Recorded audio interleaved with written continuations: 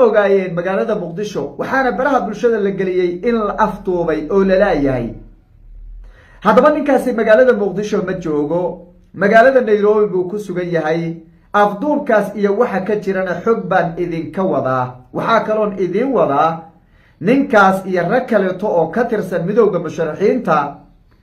iyo meesha ay rabaan inay iska dhiibaan ayaan dul istaagayaa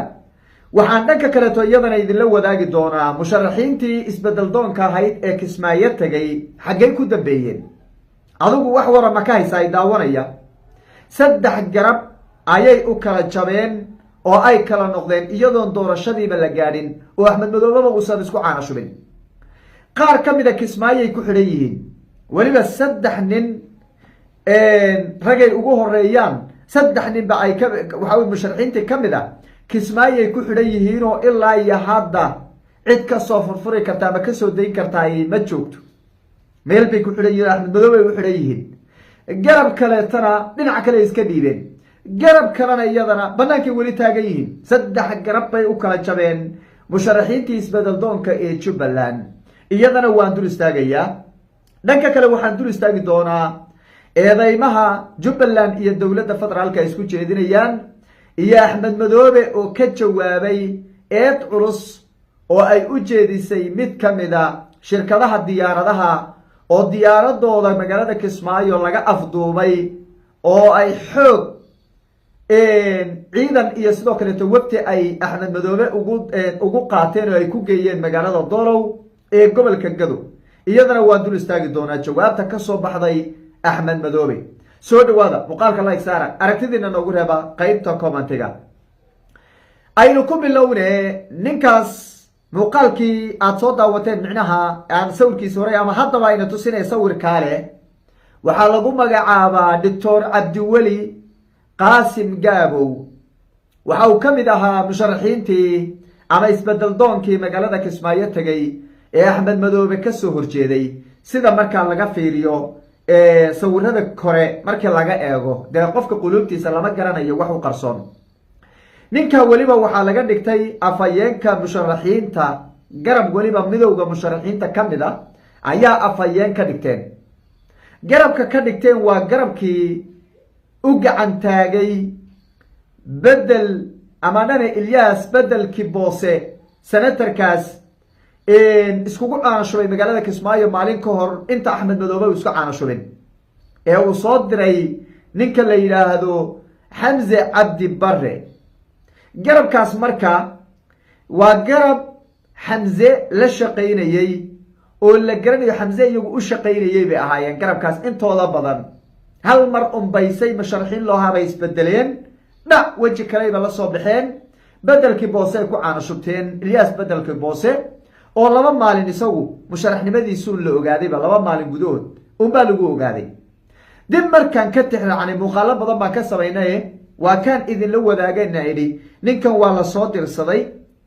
nin baa soo diray waxaana lagu kala jabinayaa musharaxiintii isbedel doonka ee Jubbaland ee xalaasha wax ku qabsan lahaa ee ummadda reer Jubbaland inay badbaadiyaan u istaagay baa lagu kala jabinayaa waa la kala jabiyay dhac ra'iisul wasaaraha kala jabiyay gabigoodaba qaybtii marka Xamse raacday ayuu horta ninkaas lagu tirinayay maalmihii dambana wuxuu ku sugnaa magaalada Muqdisho waxa uu baraha bulshada la soo geliyay ninkii waa la afduubay oo maalmihii ugu dambeeyay waa la afduubay baa taagnay oo ninkii lama hayo waa la afduubtay ninka baaritaan dheer oo sameeyay waxaan ogaaday inuu ku sugan yahay magaalada Nairobi ila waliba isaga ka agdhow saaxiib la waliba ila lagu kalsoon yahay rag waaweyn oo rag culculusa ayaa ii xaqiijiyeen magaalada Nairobi inuu joogo isagana wuxuu soo qoray oo bartiisa ku soo qoray alxamdulillah waan bad qabaa inta iga walwashanay waan fiicanahay buu soo qoray oo boggiisa uu soo geliyay Facebooka ninkaas marka waxaa la sheegay oo warar hoose ay sheegayaan la xaqiijiyay inuu markaa leeyahay dowladda federaalka ay afduubatay dowladda federaalka ilaa Axmed Madoobe Muqdisho waxba kama afduuban karee dowladda federaalka ay afduubtay marka afduubtayda marka wax baa lagu hoos qarinayaa oo waxa la leeyahay wararku ay sheegayaan oo waliba rag culus ay sheegeen inuu axmed madoobe rabo inuu ku biiro wadahadal baa u socday isaga iyo rag badan oo musharaxiintii ka mid ah axmed madoobe ay wadahadal la galeenoo axmed madoobe wax ku qanciyaan wuxuu ku qanciya garan maayo ninkan meesha iska fadhiya 14 sano ee aan haysanin mandate saxa aan ku fadhinin kursiga sifa sharci aan ugu fadhinin waqtigiisii uu dhamaaday ee meesha iska fadhiyeen doorashada ku joog waxba aan ku joogin anigu wuxuu ku qancin kara garan maayo laakiin waxa la leeyahay waxbuu ku qanciyeeyo nimankaas waxay iska dhiibi rabaan magaalada Kismaayo waligay iyo Allah ma arag damiir xumo ka xun nin isagiiba go'doona oo ku jira oo meel uu ka bixi kara jirin oo isagiiba waxa weeye maanta aan ka dhex bixi karin magaalada Kismaayo oo aan kursiga sifa sharci ugu fadhinin waqtigiisii dhamaaday rag haddana uu kala orotamaya warinku muxuu wataa masixir buu wataa axmed madoobe maanta cidda isku dhiibaysay bal ka warrama ka aragti duwanayda maanta la aragti noqonaysa axmed madoobe ninkaytu maanta u tago dhahaya axmed madoobe isku dhiibi oo heshiis la gali ka warrama waa qof aan damiir lahayn run ahaantii nin isagiiba go'doona bulshadiisii waxa weeye maanta cid walba dambi ka galay iyo dulmi ka galay 14 sano maanta wax la dhihi karo waxaas uu qabtay aan jirin maanta ayaa loo kala doolay rag baaba u tagayaba waa yaan dareentada la runaantii horta ninkaas marka xogtaas baa iga soo gaadhay rag aan waxa weeye lagu kalsoonaan karo odayaal isaga qaarkood waliba la socdo waliba hal iyo laba aan ahayn ayaa horta arintaas ii xaqiijiyay wixii ka soo bixi doona garan mayno laakiin waa arin la ii xaqiijiyay way hadduu wax ka soo kordho oo ninka lagu been abuuranayo oo gaf ay ku tahay isaga bay la soo hadli doono oo bulshada Soomaaliyeedna waa la wadaagi doonaa haddii ay gaf noqoto raalgelina waa ka bixin doonaa laakiin odayaal baa arinta ii xaqiijiyay isaga ka agdhow waliba ayaa arinta ii xaqiijiyay way weegi doonaa taasi waa mid labaad musharaxiintii 3 garab bay u kala jabeen garab Xamza raaceen oo waa garabkii bedelkii boose waxa weeye ku caana shubtay garabna iyagana waa garabkii kale Cabdullaahi Cali Barri iyo Axmed Saafi iyagu waxa la yidhi waranaga labada dhinacba waa khalad bay dheen oo meel cad bay ka istaageen waxa la yidhi isku caana shub Axmed Madoobena kama ogelin bedelkii boosena kama ogelin bay dheen mowqif adag oo dhexdhexaad ah oo bulshada reer Jubbaland waxa weeye loogu adeegi karo ayay ragga ka istaageen garabna waa garabkii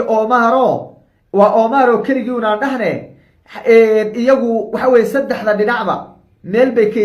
istaago dhinac buu uga istaagay walow waxaan hoose ay jirto la leeyahay xogaa duqa Axmed Madoobe isku fiican yihiin oo waxba kula raadin doonayeen iyo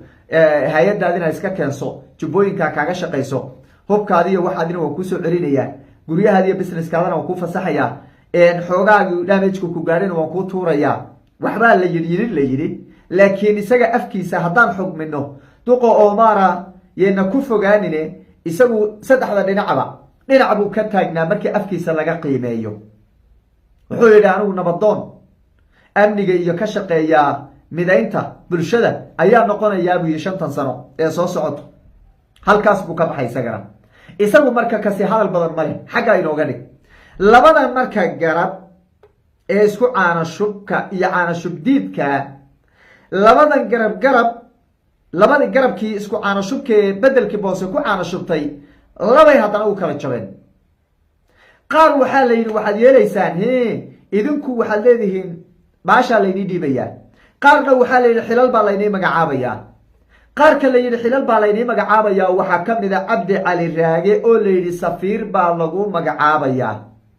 safiir xoogaana hoosta looga dhiibay baa la yidhi safiir baa lagu magacaabayaa qaarna bedelkii boosay ku yar gowracan yihiin idinku waxaa la yidhi xilal baa layna siinayaa bedelkii boosana dad bay inagu dhow yihiin ninkaa ku caana shuba bedelkii boosihii lagu caana shubay iyo kuwii ku caana shubay intoodii badnayd magaalada Kismaayo ay xabsi guri ku yihiin oo kama bixi karaan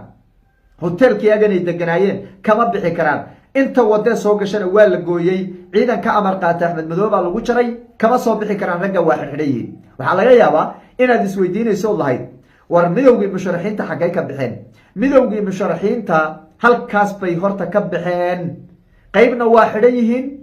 qaybna xamza hoosta gashaday ballanqaad buu sameeyey in la hirgelin dooniyo inaan la hirgelin doonina lama garanayo inay hirgeli doonin bayna u badan tahay oo intooda badanba walaac ayay ka muujinayaan heshiiskii xamse uu la galay.